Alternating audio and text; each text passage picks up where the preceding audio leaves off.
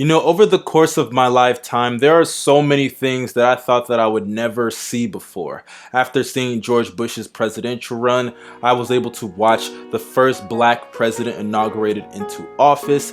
After seeing that, I saw the first orange president get nominated into office. I was able to witness Kobe Bryant win back-to-back championships. I was able to watch Tom Brady win 5 Super Bowls, and I was also able to watch LeBron James come back from a 3-1 deficit in the NBA Finals against a 73-9 Golden State Warriors team that featured a 2-time back-to-back reigning MVP in Steph Curry. That was the first ever unanimous one, a Defensive Player of the Year candidate in Draymond Green, and one of the greatest shooters that I have ever seen in my lifetime as well in Klay Thompson. So why do I say all that? Well, that's to say this. I have noticed over the past few years of my life that a lot of people have made the conversation between LeBron James and Michael Jordan about who is the better player and not about who is the greater player. And I think that is a big mistake, because I think that there is a difference between being greater and being better. Now, before we get into this video, you guys, make sure you drop a like down below, comment down below your opinions, and subscribe if you are new to the channel. For those who missed it at the end of the last video that I dropped, I did thank everybody for getting to 20,000 subscribers. Thank you once again. I definitely could not have made it without y'all. But let's get into this video, because I have seen so many times, whether we are comparing LeBron James and Kevin Durant, LeBron James and Kobe Bryant, LeBron James and Michael Jordan, so many people only want to talk about who is the better basketball player, and I think that conversation is a valid conversation. But if we're talking about the GOAT, that is the greatest of all time, not the best of all time. We're not talking about the BOAT, we're talking about the GOAT. And I definitely think that when it comes to the best player of all time, you could definitely put LeBron James at number 1. But when we're talking about the greatest, we're not talking about the individual talent of that player. Sure, you can use that in some arguments, but you have to provide context. Because at the end of the day, what's the purpose of having skill when it matters the most that skill is not on display? Sure, you can have all the talent in the world. I mean, we have a player like Kevin Durant, who some people could even argue is the most talented player that we have ever seen in the history of the NBA.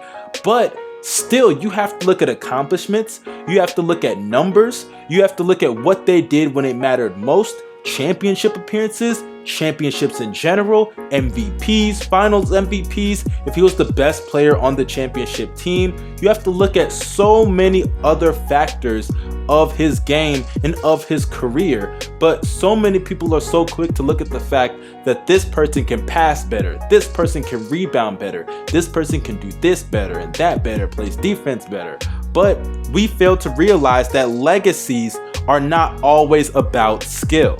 And I think that the biggest example of this is not really just LeBron and Jordan's debate or LeBron and Kobe and KD.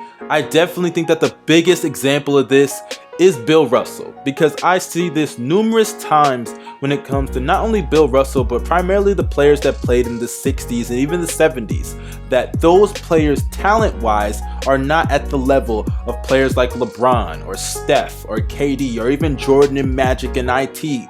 Look, I get that, and that is true. But at the end of the day, you have to consider what they were for their time period, and you have to consider their legacies and what they were able to accomplish.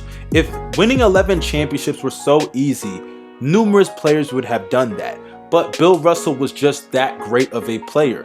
Though he was surrounded with a lot of great players, such as Havlicek and even a coach like Red Auerbach, you have to consider the fact that when Bill Russell had gotten to that team, that whole entire organization did a complete 360. And you also have to consider the fact that they didn't have a Defensive Player of the Year back then. They didn't have a Finals MVP back then. I mean, they named it after him because he was basically the Finals MVP of each and every championship, or at least the majority of those titles. So when you look at his career, you don't have to only look at the skill standpoint, because at the end of the day, skill improves year after year after year, generation after generation after generation, era by era by era. I mean, certain players like Alex English, or players like David Thompson, or even players like Dr. J, or Moses Malone. If those kind of players were surrounded by today's medicine and today's technology and advancements that these current players have at their disposal, don't you think that they would be able to match them talent-wise? And not even just match them, but even be able to just be around their level. So at the end of the day, when you look at even players like Zion Williamson, I definitely think that he is a great example of what a player like Charles Barkley could have been. Because shout out to my man B Souls for pointing this out, we have to look at so many factors when we are discussing players. Greatness is not the same as talent. And when you look at players like LeBron James, I believe that in my heart of hearts, he is definitely in the conversation for the best player that we have ever seen play the game of basketball. I have never seen someone that smart about the game of basketball, someone that knows where each and every single player should be and is going to be on the court. Someone who has basically been the best player in the entire league for almost 10 years in a row, making the finals 8 straight times. But something must be said for the fact that his finals record is abysmal, one of the worst finals records among the 10 greatest players in the history of the game of basketball. And that is a problem.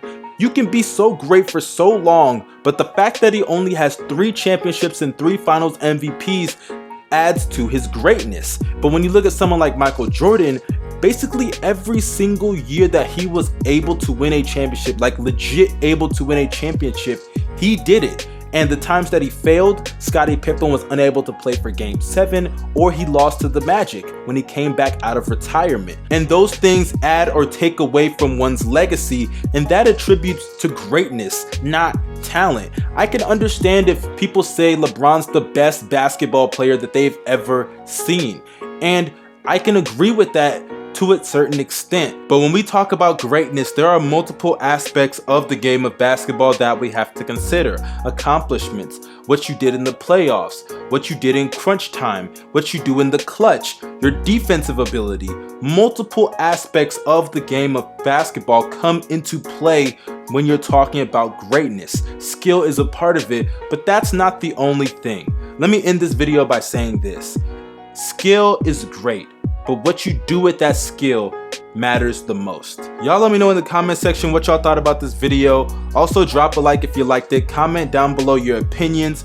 Follow me on Twitter. That link will be down below. I know this video was a little rushed. I didn't really have a script or anything. I didn't really plan it. Just wanted to give y'all a little something for Labor Day. So y'all let me know what y'all thought about it. Also, you guys, make sure you subscribe if you're new to the channel and hit the bell next to my name to be notified after each and every video.